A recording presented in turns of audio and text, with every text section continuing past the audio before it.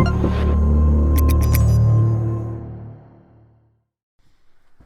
folks, welcome back to Enneagram Conversations. We're still looking at SoulCare and what that looks like, and today we're going to be looking at the at or aggressive stance types, which is types 8, 7, and 3. Before we start to engage with what that looks like and how their world works and how they see the world, let's do a quick review of our toolbar. So right here we have our formula. So discomfort and vulnerability, that's what's going to be activated when we lean into SoulCare. But through community and recovery, then that's what makes the discomfort able to be endured so that you can lean in and end up on the other side a more healthy, more whole version of yourself. Remember, the goal of SoulCare is to be the healthiest version of yourself so that you can be the greatest gift to others. We're trying to keep everyone engaged within the community because that's where SoulCare matters. So here we have our window of tolerance. This is our visual metaphor for how much of our brain we have access to. And so the goal is to stay within the window of tolerance. That's when you have the greatest amount of your brain available to engage in meaningful relationships and discipleship and all other kinds of things like that. When we go up and out into hyperarousal or down and below to hypoarousal, the brain begins to shut off parts to the your brain begins to shut off parts at a time in order to conserve energy and to serve as a protective battle stations alert. So remember, the goal is not to never leave the window. The goal is when we realize we're out of our window, how quickly can we recover and get back in the window. And that leads us to the big 6. These are 6 things along with prayer and worship that help a person maintain their window of tolerance and also help bring a person back within their window of tolerance. So with that said, let's look at how the at and aggressive stances work and what their relationship style looks like.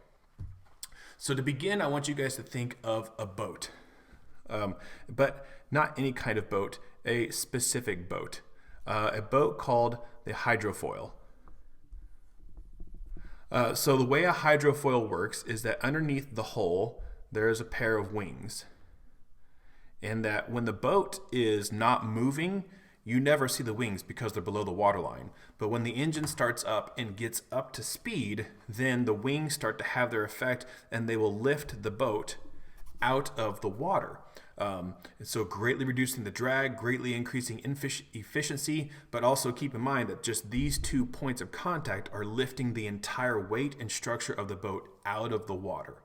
And this is a really good metaphor when we think of the at or aggressive stances, because their way of life, they have learned that if they maintain a constant speed forward, then they are able to lift heavy burdens. And be efficient and be quick and all these benefits, reminding you guys that as long as they stay in motion and as long as they maintain speed. When a hydrofoil loses speed, the wings start to lose the lift and the entire craft sinks back into the water. And for these types, the 8, 7, and 3, the water represents the uncomfortable feelings, the feelings that they were trying to avoid. So the reason why they're moving so fast is because, one, they can increase the amount of burden that they can carry. They can increase their efficiency, but also they stay out of the parts of their life that they would deem or feel are uncomfortable to them. And so finally, but also think like, well, right, just pause right there. But leading into that though, our goal today is not to tell these types that they need to stop being this. We actually need this, but we need them in a more whole sense. Okay, so think like a building. When you have an A-frame structure, you have 2 beams coming up to a point right here.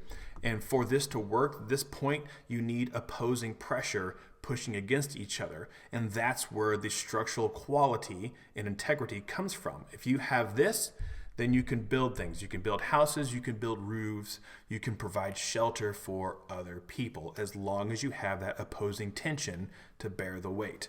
These people are tremendous builders. And so we, as the human race, as the body of Christ, we need at and aggressive people to be who they are because they are that way for a reason. But what we want is a more whole version of themselves because that's a greater gift to others. And let me kind of show you what I'm talking about. When these types get into conflict, or even sometimes it shows up when they're trying to achieve a goal.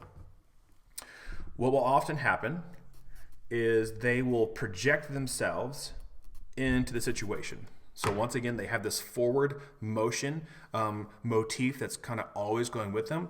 And so how that shows up is that when in conflict, they will actually engage the conflict as far away from them as possible and as close to the other person. Meaning, if there is a bad conflict or if there is a squabble, as all conflicts ends up, then the splash damage from the conflict will either get on the other person more or be far enough away from them that they do not risk injury as well. But as you guys might have noticed, whenever they do this, there's a tendency to leave parts of themselves behind. They're parts for generous, loving relationships. They're parts for being able to deeply feel and empathize with others. They are not present when they're doing this in an unhealthy sense. And so the goal of the at an aggressive stance is perhaps we can slow them down enough where they can still maintain their speed and their efficiency, but they'll be able to engage with others with their whole selves. And so when these types choose to do this and try to go on this journey of soul care, we're going to talk about some of the obstacles that they need to particularly overcome in order to do this. And let's start with the 8. All right, so when we look at the 8, let's remember that anger is the primary emotion they're going to be dealing with. And so in our boat metaphor, anger could be the water they're trying to stay out of and avoid by maintaining constant motion and velocity. And then we also have control. And so what we mean by control is an 8, they want to bring strength and stability to the world around them. So they will take a shaky table and they will shore it up and make it stronger. They can come into a business or organization and using their strength, they can make it stronger. So that's how this control shows up. They want to control the variables around them to bring strength and stability to everything else around them. This also ties into their very strong sense of justice when it comes to people as well, which is why we need these people. So let's look at the obstacles that they're going to have to engage with and overcome in order to achieve sustainable growth. So the first one here, it's very simple, it would seem, but once again, because we're dealing with very strong, very fast-moving people, this is not as obvious as it would seem. And the first one is just taking care of yourself. That's both physically, mentally, because they're maintaining velocity, they often don't have an awareness of what's actually going on within them. So when something is wrong, this is usually very low on the priority list, if they acknowledge it at all. So admitting that something may be wrong is a huge mark of maturity for an 8, and that's something we want to celebrate for them. The next thing down is 8s. They have a tendency to have a hard time telling the difference between fixing and coping. Coping is what everybody has to do because of the stresses of life. Coping is what we need to do to maintain the window of tolerance. And there's positive coping, there's healthy coping, journaling, prayer, worship, maintain the big 6. And there's maladaptive coping, which is stuff like substance abuse, pornography, emotional overeating. It spans the whole spectrum. But for 8s, telling the difference between that and fixing can be difficult for them. Coping is dynamic. Coping plays into the awareness of what's going on within them, which ties back up to this admitting something may be wrong. Fixing goes back to their reflexes of preferring to control things, which works with inanimate objects, but oftentimes with people, it doesn't work the way they want it to work. And so telling the difference between fixing and coping is huge. And we'll actually get back into this more when we talk about 7s next, but we'll save that for when we get there. And the final thing is it is very difficult to get an 8 to sit still long enough for them to experience what they need to experience. Let me explain what I mean.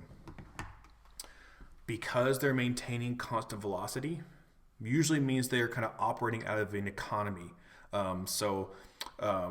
Dead weight, get rid of it. And so what that often shows up to in their personal lives is that 8s tend to have a small vocabulary of feeling words. Okay, and it's not because they don't know, it's just because they didn't have a need for it. But as a reminder, emotions are what you experience, okay? And you have 6 or 7 basic emotions, and then feelings are how you name the emotions. Feelings represents the particular cocktail of emotions that you're experiencing at the time. A little bit of sadness, a little bit of anger, a little bit of shame mixed together comes with this idea of whatever. So for an 8 to lean into soul care, increasing their vocabulary of feeling words can actually help them quickly identify what may be going on if something is going on. Oh, and then we'll learn how to cope with that. Look at that. It all runs together. All right, so as we move on to the 7, let's remember that their primary emotion they're dealing with is the emotion of fear. That's the water that they're trying to stay out of by maintaining constant speed and velocity.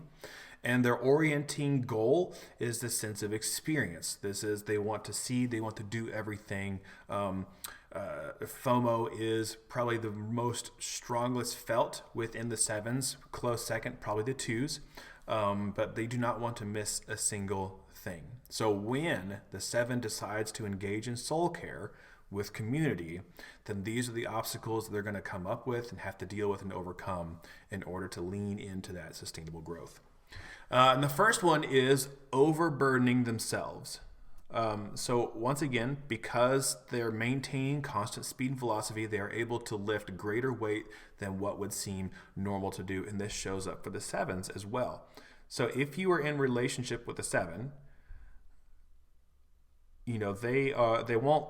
Ooh, that's a weird leg. Ooh, it's a leg.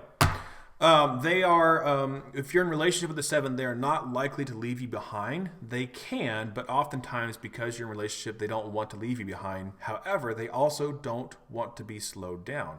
So if there's something within the group or the relationship that's slowing the entire group down, what a 7 can often do is say, I will take this, I will place it on my back, I will take care of it, I will fix it. That way we can all keep moving along. And once again, because they're maintaining that constant speed and velocity, they never have time to unpack the burdens they have carried upon themselves. And so the sense of overburdening for the sake of others and for the sake of maintaining speed is a real thing for 7s. You guys are strong, but you do not have to carry as much as you do. All right, the second one is an economy of time.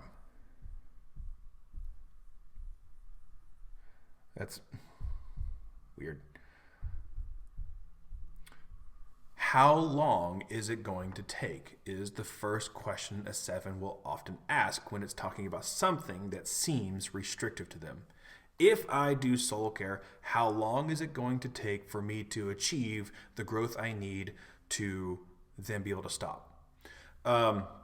So think of it in this way, because oftentimes 7s, they can engage in something like soul care or practicing New Year's resolutions or whatever set of goal they're trying to orient themselves towards. They can do it long enough where it actually works for them, or they can do it long enough for them to have an internal dialogue with themselves and convince themselves that they have somehow achieved it, and then now they can no longer do it because they don't have to. So how long is it going to take is a real question that they need to grapple with. Are they willing to commit to the length of time it takes to become a more whole, healthier version of yourself? And this ties us back into the 8s. Gabor Mate, who's a world-renowned psychologist who spent a lot of time in Vancouver area working with the addicted population, he has this phrase that he uses, and I love it because there's a strong connection to the Christian worldview as well. And he says that healing is the goal, cure is a myth. And I think that's brilliant because that ties really strongly in with how Christians view sanctification. Sanctification is the lifelong process until we die or we are ultimately reunited with Christ in full. And so it's that same concept. We will forever be in the process of sanctification until we die. And then in Gabor's view, people are always going to be on the path of healing until they die as well, because the idea of cure does not exist in this world, which goes back to the 8s when we talk about telling the difference between fixing and coping. And we also talk about with the 7s with how long is it going to take for me to be done. I remember when I first started the counseling process, I am not a 7, but I do remember like asking the question, how long does the process take? And the process takes as long as it takes, which can be really annoying for type 7s. But let's finish down here at the very beginning, at the very end. The last obstacle that they are going to have to overcome or deal with is this very strong feel of boredom, which sometimes can feel like a tremendous weight on their ankle. The fear of boredom is very real. It shows up in all types of people. That's why cell phones are as popular as they are. But for a 7, the sense of boredom can feel just an extra bit more heavier. But even though I would submit to them that if they lean into boredom, they can actually find new experiences, but they have to lead to boredom. So let me tell you what I mean. Boredom leads to imagination. Imagination leads to creativity. Creativity leads to process and production, and process and production leads to outcomes. Outcomes leads to experiences. But that whole train does not start unless someone first engages with boredom. And so if you want experiences, learn to be bored for a little bit. Okay, let's finish up with our friends, the 3s. All right, so as we're finishing up, we're going to talk about the 3s now. So as a reminder, their primary emotion is shame. That's the water that they're trying to stay out of by maintaining constant speed and velocity. And then achievement is their orienting goal. Now, oftentimes this can show up as accolades and degrees and trophies and all that sort of accumulating achievement. But oftentimes what this does also show up in is this deep sense of creativity. 3s have a deep connection to the creative part of themselves. And so they're not just trying to fill the world with just their own achievements. Part of their heart's desire is to fill the world with beauty and creativity and creation. And that shows up with a sense of achievement as well. So let's look at some obstacles they're going to have to engage with and overcome in order to lean into sustained growth.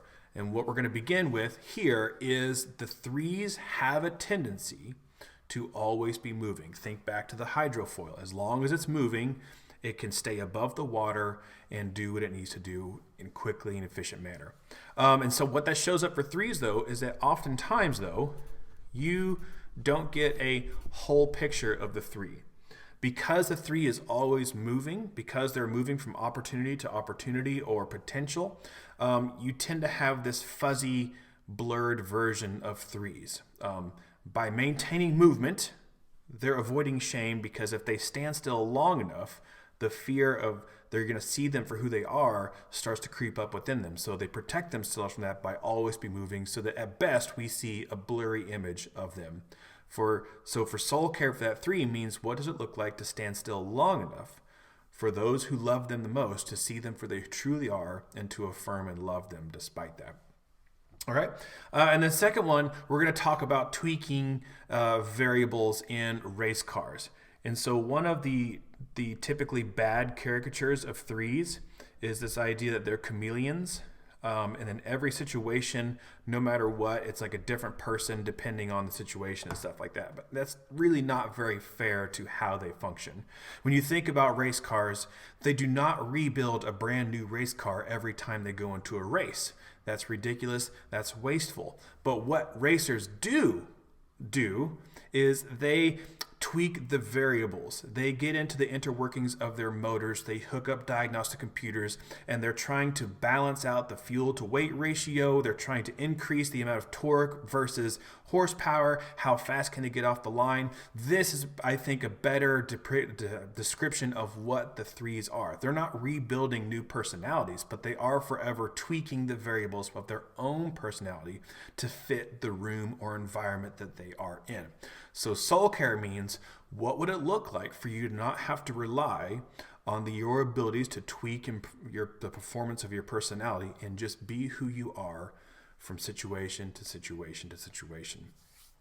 And then finally, one of the things that 3s are going to have to deal with is they're going to have to deal with failure. What happens when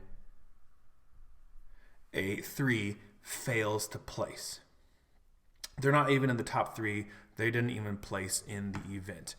So a couple things can happen. Oftentimes what you will see is that 3s can very quickly and quietly remove themselves from the situation. If there is an area where the air of failure is, then they may try to address it, but if they get in over their head and they realize that there's no way there's going to be any sort of achievement, they will politely excuse themselves from the situation.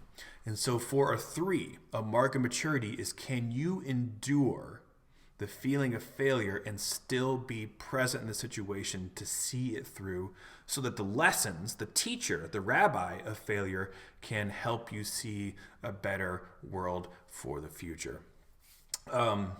So we didn't talk about that. So we talked about the gifts of the 8, stability, growth. The gifts of the 7 that they offer to others is inspiration. They can take this idea of wonder and curiosity and bring people along. And then for 3s, the gift that they offer others is a sense of confidence. 3s are very confident because they're maintaining that velocity. But when they are more whole versions of themselves, they are actually able to give out their confidence and dispense it out onto others, so that the entire group, the entire relationship is more confident in how they step into the world. So this is the at and aggressive stances. I want to honor you guys well, because I don't want you guys to come find me and tell me how much you disagree with me. No, I'm not. This has been fun, guys. Thanks for joining in. Next time, we're going to look at the with or toward stances to finish out our SoulCare series. Let's see you next time.